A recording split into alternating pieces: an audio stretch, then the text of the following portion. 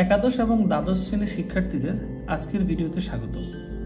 আজকে নটরডেম কলেজের প্রথম সাময়িক পরীক্ষায় তথ্য ও যোগাযোগ প্রযুক্তি বিষয়ে আসা 20টি এমসিকিউ প্রশ্ন আমরা সলভ করব। সরাসরি ক্লাসে চলে যাই। তোমাদের সাথে আছে আমি সুমন স্যার, আইসিটি টাইমসের পক্ষ থেকে। প্রথম প্রশ্নে বলা হচ্ছে, মায়ান সভ্যতার সংখ্যা পদ্ধতি কত ভিত্তিক ছিল?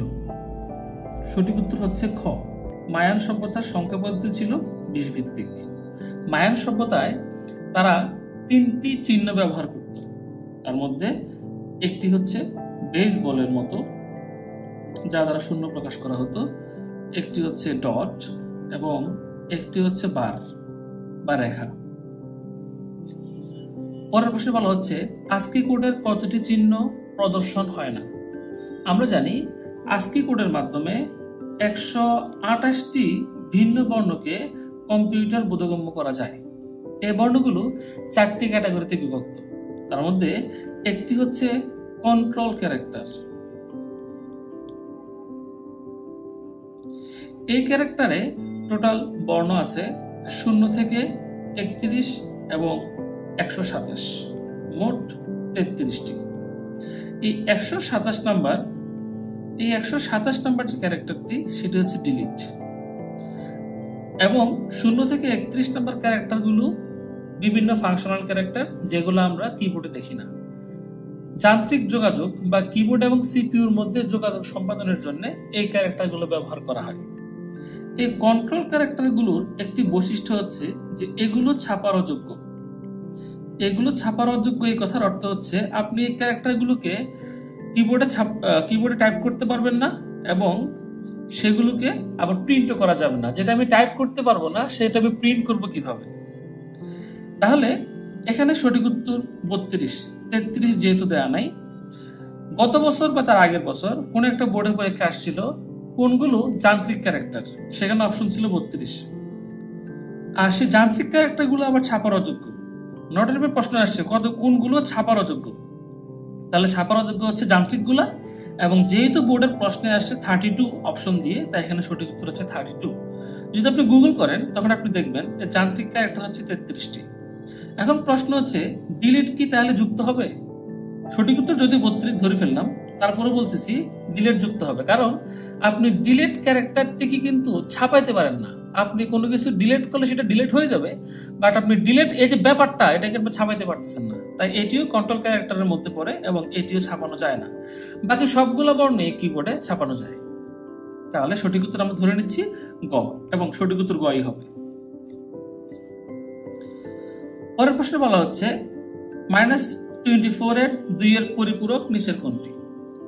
আমি দুঃখিত এই কারণে যে এই প্রশ্নটি যখন আমি হাতে পাই তখন আমি ঘোড়ার ঘ অপশনটা আমি পাইনি, তাই আমি একটু করে দেখাই দিচ্ছি। প্রথমে আমাকে 24 এর বাইনারি বের করতে হবে। 24 এর বাইনারি বের করার জন্য আমরা এই ধারাটি ব্যবহার করি। 24 এবং 8-এ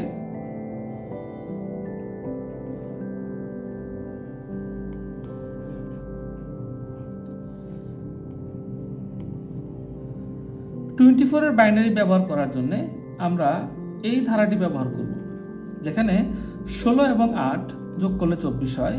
তাহলে 24 এর বাইনারি হচ্ছে 11000। আমরা এটাকে 8 বিট রেজিস্টারে রাখবো, কারণ হচ্ছে 5 বিট রাখার জন্য 5 বিটের কোনো রেজিস্টার নাই।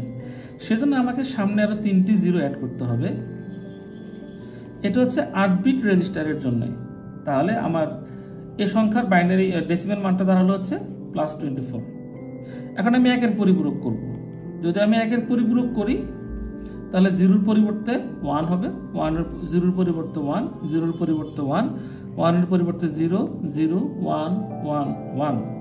এখন যদি আমি 1 এর পরিপূরকের সাথে 1 যোগ করি, তাহলে আমি 2 এর পরিপূরক পাবো। এক্ষেত্রে 1, 1 যোগ করলে 2 হবে। 2 বাইনারিতে নেই, তাই আমি এই 2কে বাইনারি ভিত্তিক 2 দ্বারা ভাগ করব। ভাগ সৃষ্টি হবে যোগফল, এবং ভাগফলটি হবে আমার ক্যারি। আবার 2 হলো, তাহলে আবার 0 হলো, আবার হাতে 1 থাকবে, আবার 2 হলো, আবার 0 হবে, হাতে 1 থাকবে, 0 আর 1 যোগ করলে 1 হয়, হাতে কিছু নাই, 0 বসে যাবে, 1, 1, 1। তাহলে -24 এর 2 এর পরিপূরক হচ্ছে এটি, 2s কমপ্লিমেন্ট। এটি হচ্ছে সঠিক উত্তর। কিন্তু অপশনে 110100 নাই, তাহলে ঘতে যে অপশনটা ছিল যেটা আমরা দেখতে পাচ্ছি না সেটাই সঠিক উত্তর হইতে পারে বলে ধরে নিচ্ছি। তাহলে সঠিক উত্তর হচ্ছে আমার এটি।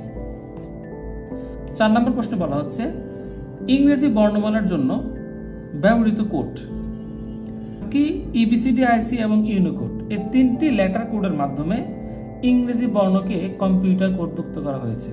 যদিও ইউনিকোডের সাহায্যে বিশ্বের অনেকগুলো ভাষার প্রায় 164টি ভাষার 2024 সালের তথ্য পর্যন্ত কম্পিউটার কোডভুক্ত করা হয়েছে, তার পূর্বে ASCII এবং ABCDর সাহায্যে শুধুমাত্র ইংরেজি বর্ণমালার বর্ণগুলোকে কম্পিউটার কোডভুক্ত করা হয়েছে। তাহলে এখানে সঠিক উত্তর 3টি হবে। তাহলে সঠিক উত্তর হচ্ছে ঘ। আমরা আরেকটু কথা বলে নিই যে ASCII অর্থাৎ যেটা 1 নম্বর অপশনে বলা আছে এবং ABCD IC এই দুটি কিন্তু ইউনিকোডের অন্তর্ভুক্ত করা হয়েছিল যখন ইউনিকোড ডেভেলপ করা হয়েছিল। তাহলে 3টি সঠিক উত্তর হবে। এটা একটা এডিশনাল ইনফরমেশন যে ASCII এবং ABCD IC এই দুইটা কোডিং সিস্টেমের বর্ণগুলোকে ইউনিকোডের অন্তর্ভুক্ত করা হয়েছে। 5 নম্বর প্রশ্নে বলা হচ্ছে DF এর সাথে 2 যোগ করে যোগফলের পরের সংখ্যা থেকে 2 বিয়োগ করলে কত হবে?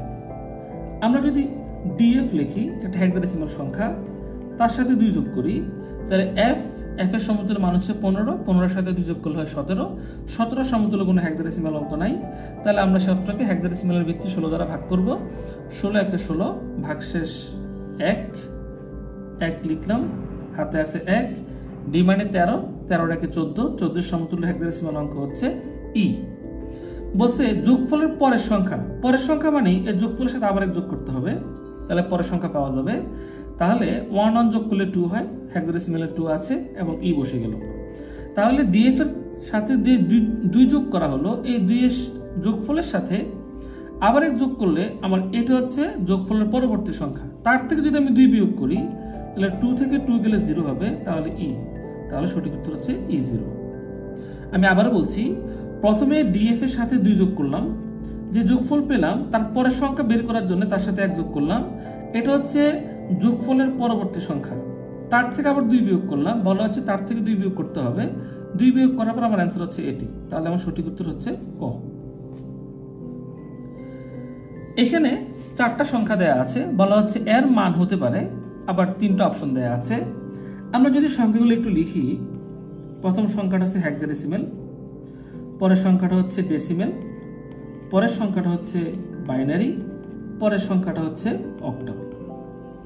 তাহলে যেটা 11 এইটার ডেসিমাল মান কত হবে আমরা সেটা একটু বের করে নিই।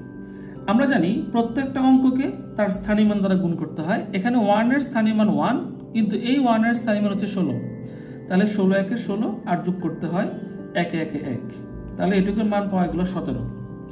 একইভাবে যেহেতু ডেসিমাল সংখ্যা ওর স্থানীয় মান হবে 1, ওর স্থানীয় মান হবে 10, তাহলে 10 একে 10, 1 একে 1, এটা হচ্ছে 11। যেহেতু বাইনারি সংখ্যা ওর স্থানীয় মান হবে 1, ওর স্থানীয় মান হবে 2, তাহলে 2 একে 2, 1 একে 1, তাহলে আমরা এখানে পাচ্ছি হচ্ছে 3। যেহেতু অক্টাল সংখ্যা তাহলে ওর স্থানীয় মান হবে 1, ওর স্থানীয় মান হবে 8, তাহলে 8 একে 8 এবং 1 একে 1, এটা হচ্ছে 8, 9। তাহলে আমি পাচ্ছি 17, 17 আর 11 হচ্ছে 28, 28 আর 3 হচ্ছে 31 এবং তার 9 হচ্ছে 40। এই সংখ্যাটা কিন্তু ডেসিমেলে আছে, তাহলে ডেসিমেলে একটা অপশন আছে 2, তাহলে 2 সঠিক। আবার দেখব এই ডেসিমেলের হেক্সাডেসিমাল মান 28 এবং অক্টালের মান 50 হয় কিনা। সেজন্য আমরা একটু এই সিরিজটা ব্যবহার করে 40 এর বাইনারি এটা বের করে নিই। তাহলে 40 এর বাইনারি হচ্ছে 32 এবং 8, 40, এটা হচ্ছে 40 এর বাইনারি। এখন এই বাইনারি থেকে আমি হেক্সাডেসিমাল মানটা বের করব। তাহলে 101300, আমরা জানি হেক্সার সাথে বাইনারির সম্পর্ক 4 বিট, তাহলে 12481000, এটা মানে হচ্ছে 8 এবং 0100 এটা সমতুল্য মান হচ্ছে 2, তাহলে 28। তাহলে প্রথম 1 নম্বর অপশনে আছে 28 হেক্সাডেসিমাল, তাহলে আমার অপশন 1 সঠিক, অপশন 2 সঠিক, অপশন 1 সঠিক। এখন এই বাইনারি ব্যবহার করে আমি এখন যেটা করব সেটা হচ্ছে অক্টালটা সঠিক কিনা দেখব। তাহলে বাইনারিটা হচ্ছে 1 0 1 0 0 0। আমরা জানি অক্টালের সাথে বাইনারির সম্পর্ক 3 বিট, আমরা 3 বিট করে নিচ্ছি। যদি 3 বিট করে নিই তাহলে এই সংখ্যাটি আসতেছে 0। হিসাব করার জন্য 1 2 4 0 0 0, যেটা হচ্ছে 0 সমতুল্য, এবং 1 0 0 1 1 0 0 1, এটা হচ্ছে 5 এর সমতুল্য। তাহলে সঠিক উত্তর 50, অপশন 3 ও সঠিক। তাহলে সঠিক উত্তর হচ্ছে ঘ 1 2 3। 7 নম্বর প্রশ্ন বলা হচ্ছে MMS সেবা চালু হয় নিচের কোন প্রজন্মে? সঠিক উত্তর হচ্ছে খ দ্বিতীয় প্রজন্মে। দ্বিতীয় প্রজন্মে MMS এবং SMS সেবা চালু হয়। একটা অক্টাল সংখ্যা দেয়া আছে, বলা হচ্ছে 53.4 অক্টাল সংখ্যাকে রূপান্তর করলে মান হয়। একটা মান দেয়া আছে হেক্সা, একটি দেয়া আছে ডেসিমালে এবং একটি দেয়া আছে বাইনারিতে। সেক্ষেত্রে আমরা অক্টালকে বাইনারিতে আগে রূপান্তর করব। যদি রূপান্তর করে আমি অ্যান্সার মিলে যায় তাহলে সঠিক, এবং আমরা জানি যে বাইনারিকে সহজে আবার হেক্সা রূপান্তর করা যায়, সেক্ষেত্রে আমি এই রূপান্তরটা সহজে করতে পারবো। তাহলে শুরুতেই আমরা 53.4 যে অক্টাল সংখ্যাটা দেয়া আছে তার সমতুল্য বাইনারি সংখ্যা বের করি। তাহলে আমরা জানি অক্টালের সাথে বাইনারির সম্পর্ক 3 বিটের। 4 মানে হচ্ছে 1 0 0 ডট, 3 মানে হচ্ছে 0 1 1 0 1 1, 5 মানে হচ্ছে 1 0 1 1 0 1। আমরা দেখতে পাচ্ছি যে এই বাইনারির সাথে এই বাইনারিটি মিলছে না, তাহলে সঠিক উত্তর 3 হচ্ছে না, 3 ভুল। যেহেতু 3 ভুল, সেহেতু আমার আর বাকিগুলো চেক করারই দরকার নাই, আমি বুঝে গেছি। তাহলে 1 এবং 2 সঠিক। তাহলে আমি ধরে নিচ্ছি যে আমার অপশন ক সঠিক। এখন হচ্ছে আবারও টেস্ট করার পালা। আমি টেস্ট করে দেখব যে 1 এবং 2 সঠিক কিনা। সেজন্য এই বাইনারিটি ব্যবহার করে আমরা এই বাইনারিটিকে হেক্সাডেসিমালে রূপান্তর করি। আমরা এদিকে 4টা করে বিট ধরব, যেহেতু এদিকে স্থানীয় মান কমে, এবং এদিকে 4টা করে বিট ধরব, এদিকে স্থানীয় মান বাড়ে। হেক্সার সাথে বাইনারির সম্পর্ক হচ্ছে 4 বিটের। তাহলে এটা যদি আমি হেক্সার সমতুল্য মানে রূপান্তর করি তা হবে 8 1 2 4 8 1 0 0 0। এই যে অতিরিক্ত জিরোটা যুক্ত করলাম 4 বিট মিলানোর জন্য কিন্তু, হ্যাঁ। এবং এটি হচ্ছে 1 1 0 1, এটি হবে 11 সমতুল্য, তাই এটি হবে বি, এবং এটি হবে 0 1 0 0, এটি হচ্ছে আমার 2। তাহলে আমার 1 সঠিক। এখন আসি এই সংখ্যাটিকে যদি আমি, এই অক্টালটাকে যদি আমি ডেসিমেলে রূপান্তর করি, সেক্ষেত্রে মান কত হবে? সেজন্য আমি অক্টাল সংখ্যাটিকে আমি সরাসরি ডেসিমেলে রূপান্তর করতেছি। কোন সংখ্যাকে ডেসিমেলে রূপান্তর করতে হলে তার প্রত্যেকটি অঙ্ককে তার স্থানীয় মান দ্বারা গুণ করতে হয়। তাহলে আমরা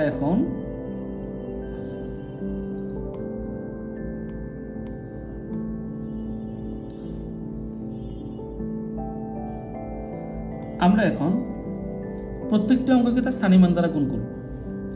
তাহলে 5 × 8⁻1 প্লাস 3 × 8⁻0 প্লাস 4 × 8⁻−1।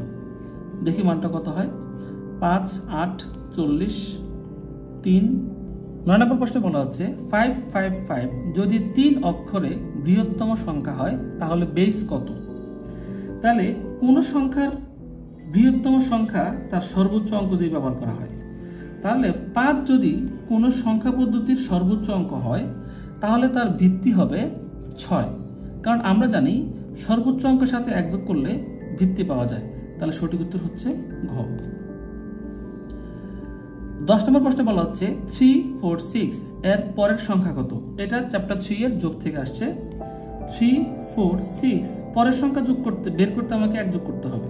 তাহলে যেহেতু ভিত্তিটি 7 ভিত্তিক সংখ্যা, দেখা যাচ্ছে কিনা 7 ভিত্তিক সংখ্যা, তাহলে তার সর্বোচ্চ অঙ্ক হবে 6। 6 এর 1 যোগ করলে 7 হচ্ছে। আমি এখানে 7 লিখতে পারবো না, কারণ আমার অঙ্কে 7 নাই।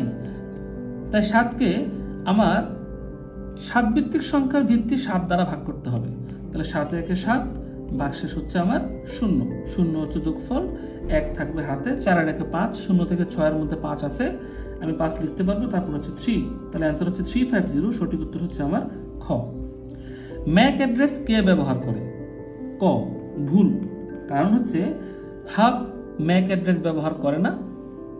হাব একটি নেটওয়ার্কিং ডিভাইস হলেও সেন্ডার থেকে শুধুমাত্র রিসিভারের কাছেই ডাটাটা পাঠায় না, সে সব ডিভাইসের কাছে ডাটা পাঠিয়ে দেয়। কিন্তু সুইচ ম্যাক অ্যাড্রেস ব্যবহার করে। এর পিছনে যে কারণ সেটি হচ্ছে সুইচ শুধুমাত্র প্রাপক থেকে ডাটা নিয়ে প্রেরক থেকে ডাটা নিয়ে সেই ডাটা শুধু প্রাপকের কাছেই পাঠায়। আর শুধু প্রাপকের কাছে পাঠানোর জন্য প্রাপকের ম্যাক অ্যাড্রেস তার জানা থাকতে হবে, তাহলে সুইচ ম্যাক অ্যাড্রেস ব্যবহার করে।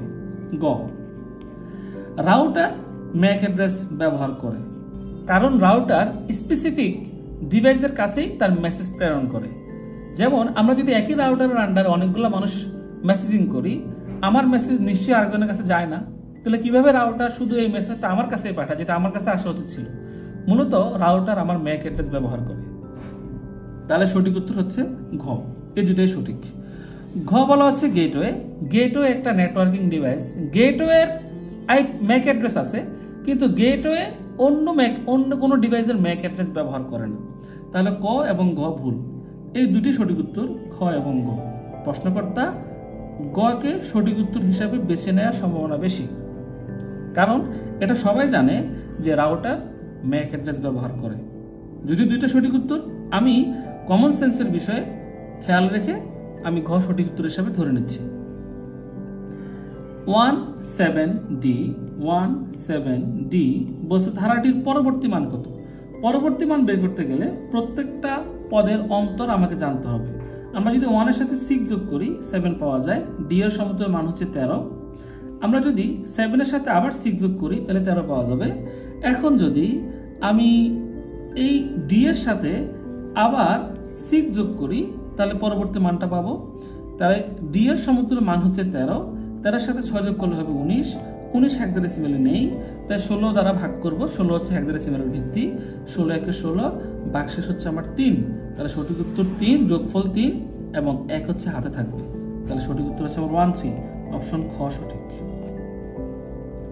13, কোন টপোলজির কোনো সমস্যা হলেও সম্পূর্ণ নেটওয়ার্ক অচল হয়ে পড়ে না। তাহলে বাস, রিং, স্টার। রিং এ যদি একটি কম্পিউটারের প্রবলেম হয় তাহলে সম্পূর্ণ কম্পিউটার অচল হবে। স্টারে যদি সেন্ট্রাল ডিভাইসের প্রবলেম হয় তাহলে সম্পূর্ণ নেটওয়ার্ক অচল হবে। বাসে যদি ব্যাকবোন কেবল প্রবলেম হয় তাহলে সম্পূর্ণ নেটওয়ার্ক অচল হবে, কিন্তু মেশে হবে না, কারণ মেশে প্রত্যেকটা ডিভাইসের সাথে প্রত্যেকটা ডিভাইসের সরাসরি কানেকশন আছে। তাহলে সঠিক উত্তর হবে ঘ। আরজাকা এবং পার্টিনো এই দুটি সংস্থা ক্লাউড কম্পিউটিং এর নেটওয়ার্ক অ্যাজ এ সার্ভিস সেবা দিয়ে থাকে। এই দুটি সংস্থা মূলত ওয়াইড এরিয়া নেটওয়ার্ক এবং সিকিউর ভার্চুয়াল প্রাইভেট নেটওয়ার্ক, এই দুইটা সেবা দিয়ে থাকে এবং এই দুইটা সেবাই মূলত নেটওয়ার্ক সেবার আন্ডারে পড়েছে। তাই সঠিক উত্তর হবে network as a service, option ঘ সঠিক। মাল্টিকাস্ট ট্রান্সমিশন মোড হতে পারে 1, 2, 3, তিনটা অপশন দেওয়া আছে, তার মধ্যে সঠিক উত্তর হবে গ, হাফ ডুপ্লেক্স এবং ফুল ডুপ্লেক্স। এটি সরাসরি তোমাদের বোর্ড বই বলা আছে যে হাফ ডুপ্লেক্স এবং ফুল ডুপ্লেক্স উভয়টি মাল্টিকাস্ট ট্রান্সমিশন মোড হতে পারে। তাহলে সঠিক উত্তর হচ্ছে ঘ। 310 এর পূর্বের সংখ্যা কত? এটা চ্যাপ্টার 3.1 এর বিয়োগ থেকে এসেছে। পূর্বের সংখ্যা বের করতে গেলে কোন সংখ্যা থেকে তার 1 বিয়োগ করতে হয়। যেহেতু এটি একটা অক্টাল সংখ্যা তাহলে 0 থেকে 1 বিয়োগ করা যাবে না, 0 ছোট। এখন আমি 0 সাথে 8 যোগ করব, 8 হলো। তার থেকে যদি আমি 1 বিয়োগ করি তাহলে বিয়োগফল হবে 7। 8 যোগ করছি একবার, তাই 1 এখানে আসবে। 1 থেকে 1 গেলে 0, 3 বসে গেল। তাহলে অ্যান্সার হচ্ছে 307, সঠিক উত্তর হচ্ছে গ।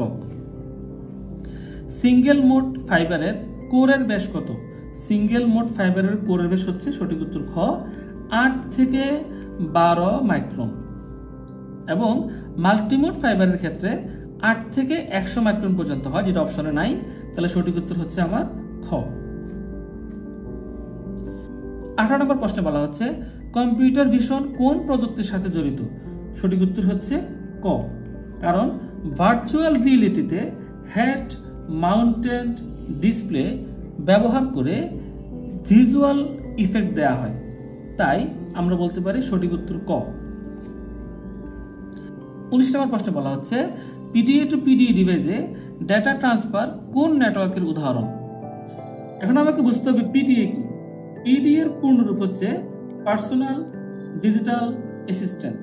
পার্সোনাল, আমরা শুধু প্রথম পি নিয়ে কথা বলি, পার্সোনাল ডিজিটাল অ্যাসিস্ট্যান্ট। তাহলে পার্সোনাল যদি কোনো একটা ডিভাইস অ্যাসিস্ট্যান্ট হিসেবে কাজ করে তাহলে সেটি অবশ্যই পার্সোনাল নেটওয়ার্ক গড়ে তুলবে।